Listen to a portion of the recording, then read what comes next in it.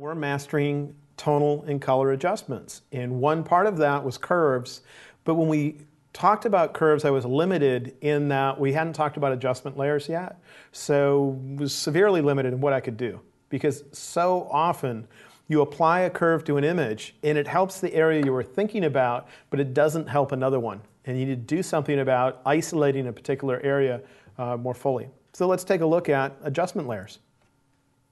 So I've already tried to get you used to going to the bottom of your layers panel and clicking on the half black and half white circle to apply your adjustment. And I only went up here to get to curves, so I could use a keyboard shortcut and do it where I could have the interface hidden to try to keep things simple. But I don't usually use the commands that are under this menu because they need to apply to the image directly, and therefore they're more or less permanent once you save and close your image. But with an adjustment layer, I can come in here, go to the bottom of my layers panel, and tell it I want a curves adjustment layer. And here's a picture of a waterfall, and that's my wife Karen there, and kind of silhouette in front of the waterfall. I wanted to give it some scale, so I did that. And there's just a little bit of shadow detail in here that I might want to improve. So in curves, if I look at this and I simply look at the histogram tells me in this particular image most of the story. If you look at it, you see the really tall parts of the histogram, means the stuff down here, which would be in the dark areas, takes up a tremendous amount of space. And then you see this little hump over here? That tells me this bright stuff takes up a little bit of space. So if you look at the image, what do you think those two places are? The whole background and the waterfall, right? Now, the histogram is not always that straightforward when you look at it, but sometimes all I do is glance at the histogram and decide if I want more detail somewhere, I might make just part of it steeper. So if I want more shadow detail in this image, I don't even have to click within the image to see where things are. I see that obvious part of the histogram that's so tall that tells me this dark stuff takes up a lot of space. So what I might do is add a dot near the lower left, and the only reason I add that is if I don't, the image is going to be brightened somewhat as a whole, and what I want to do is just kind of lock in the brightness of the dark-ish stuff. With defaults, you're only locking in black to begin with. Anything the littlest bit brighter than black could brighten along with the rest of the curve, but just clicking there is going to lock in the brightness of that part, so we should maintain nice dark shadows. Then I'll just go to the other side of this tall hump, about here, go straight down to where the curve is and click, and now I'm just going to use the arrow keys on my keyboard and just arrow that straight up. Now if you hold shift, it's like having turbo mode where you can go further. So I hold shift to begin with. I can bring it up, see how much shadow detail I can get. Now I know my screen looks considerably different than the screen that's behind me. I'm not sure the internet feed, if you're exactly what you're seeing. I'm going to adjust this for my screen. Might be a little bright for some uses, like this one here. But I can bring that up. Now when I do that, if I turn off the eyeball icon, here's before, here's after, you see a lot more shadow detail. But look at our waterfall. Now I can try to fix the waterfall within curves, because the waterfall is obviously different in brightness than the other stuff I was trying to adjust. And that's how curves can isolate things, is just based on brightness. Well, I don't even have to click on my picture. Just look at the histogram. You see the little hump towards the right? That's got to be the waterfall. And so if I go straight up from that, it would be in this general area. I could click there and just kind of pull that down a little bit, pull it down further, and as I do, watch our waterfall. You see it's starting to come back. Like that. And I could possibly, you see how this is starting to get a little flat here? Flat means no detail. So I think that's some of these middle brightness levels. That's probably this kind of greenery out here. I'm guessing it's starting to not look ideal. If I turn off the adjustment, before I could see it looking a little better in the more of the green areas. After it's starting to not look as good. So sometimes when the adjustment is doing something in one area that I don't like, instead of trying to fix it in curves, I'll try to fix it with my adjustment layer. So let's see how to do that. If you look in my layers panel, here's what we have. Let me see if I can make these thumbnails any larger. To change the size of the thumbnails in your layers panel, you can go to the empty area below the layers, and if you press the right mouse button, you'll get a list, a little menu, and you can choose how large your thumbnails are. I just right-clicked in the empty area below the layers. If you're on a Mac with only one mouse button, you hold down the Control key and click. That's always the equivalent to the right mouse button. But that might make it a little bit easier for you to see what's going on in my layers. Now, if you look at your adjustment layer there, you have your eyeball. The eyeball will hide this adjustment to reveal your original picture that's underneath. Turn it back on and you'll see the result of your adjustment. The icon next to that just tries to give you a clue as to what type of an adjustment you applied. So if you had a bunch of these in here, that would be a curves adjustment layer. Looks like whoever designs icons does generic contrast boost, and it's an S-curve. And then next to that is a mask. And the mask is active. I can tell that's happening because the corners are highlighted.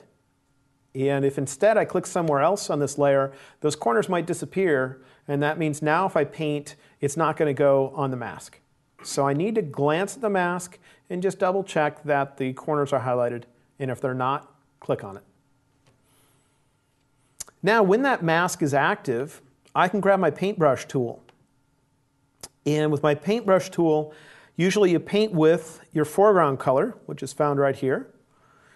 And this little double arrow icon will switch those two colors. White allows the adjustment to apply as it usually would. And if I click that double arrow, I can get black to be on the front. If I paint with black, it's going to take away the adjustment from wherever it is I paint. So if I grab my mouse right now, I have a soft edge brush chosen. I'm just going to click right about here and drag over the waterfall to try to bring it back to the way it used to look. If I get too much overspray on the surrounding areas, I could hit that double arrow icon again to get white to be my foreground color and just come in here a little bit closer to the edge and clean it up a little because I think I painted a little bit too far over, like that. So now if you look at my layers panel, you can see the black paint in there. Black in a mask means hide whatever's in this layer. Well, what's in this layer is something that is adjusting my picture. So we're hiding the adjustment right there, preventing it from applying to our image. So now if I hide this adjustment layer, here's before, here's after. You see the waterfall is not changing, but all the surroundings are. And let's say I didn't like it as much in the green areas. I don't mind it, but maybe it's just a little bit too much. What I could do is paint with black, which would usually remove things. But instead of painting with the paintbrush's opacity at 100%, I could lower it. And this means how much of the adjustment do I want to take away? With defaults, it's 100, but I might come down here and say, I want to take away 50% of the adjustment. And all I did is click right on the word opacity and drag. There's no need to deal with the number. Just click right on the word, drag left or right. But with that, now I could come in here and say, well, I only want to take away half of the adjustment from this area. And I could paint that in, wherever I think it's just a little bit overdone. It doesn't matter if I overlap an area too much, because I can always either choose undo, or I could just paint with white or black to control what's happening in other areas. But let's see, paint wherever I think it's a little too bright. And if I look over here in my layers panel, now you can see shades of gray in the mask. And pretty much the darker the shade of gray, the less it allows the adjustment to apply. Once it goes to solid black, it doesn't apply at all, and all of that. There are some problems though, and that is it's not always ideal to lower the opacity of your brush like that to 50%. Let's see why. If you look at my mask, right now it just shows it as a tiny image. Well, this is the same as a full-size picture, just like the thumbnail below represents a full-size image. We can look at the full size of the mask by holding down the Option key, Alt in Windows, and clicking within the mask in my Layers panel. So I have Option held down right now. I'm going to click within that little thumbnail image of my mask, and when I do, I'll see it on my screen. Here's the problem. If I paint with 50% opacity, I'll just do it down here where I haven't painted yet. And I say, okay, I covered this area, and then I release the mouse button.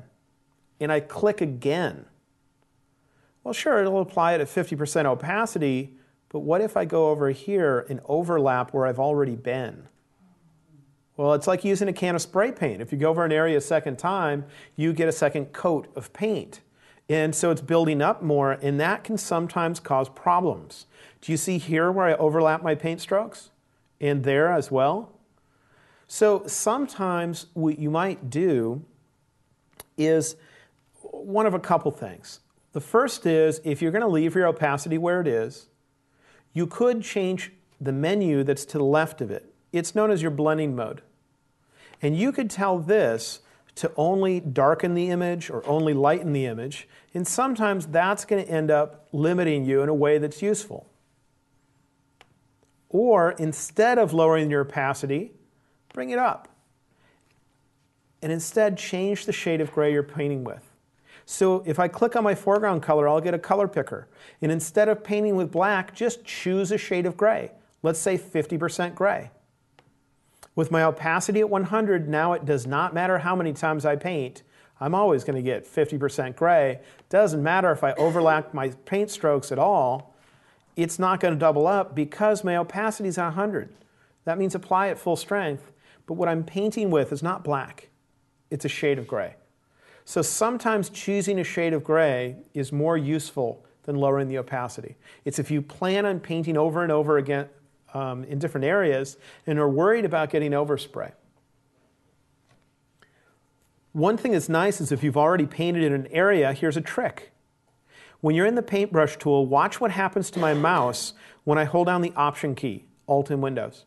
Remember, Option is how you get to hidden features most of the time. Well, when you're in any paintbrush tool, if you hold down the Option key, it will temporarily give you the turkey baster, the eyedropper tool. That will allow you to click within your picture to choose whatever color is in your image already to paint with. And so, therefore, I could match the color that's already in here in paint.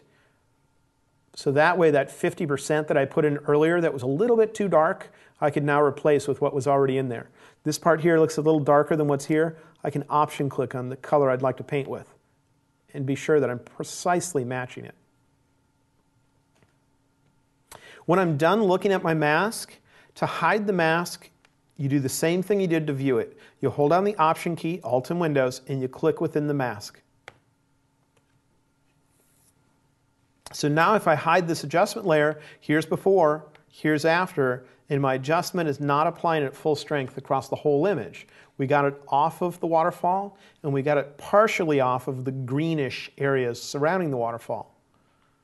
If you want to see the difference between painting on the mask and having not done that, there's another little trick. If you hold on the Shift key, I have it held down right now, you can click on the mask and you'll find a red X will appear on the mask. That means you've temporarily disabled it, as if you've never painted on it ever now. So I can see the difference between having my adjustment apply to the entire picture, and I'll Shift click on the mask again to have it apply, and how I toned it down in those areas. And so that's what I really wish I could have done on all the other images that we adjusted with curves. Because I would adjust one thing, trying to get it to look just right, and something else would screw up. Well, as long as you use an adjustment layer, just grab your brush afterwards, paint with black to remove the adjustment, and either paint with a shade of gray or lower the opacity of your brush to partially remove it. Okay? So let's try a few other things.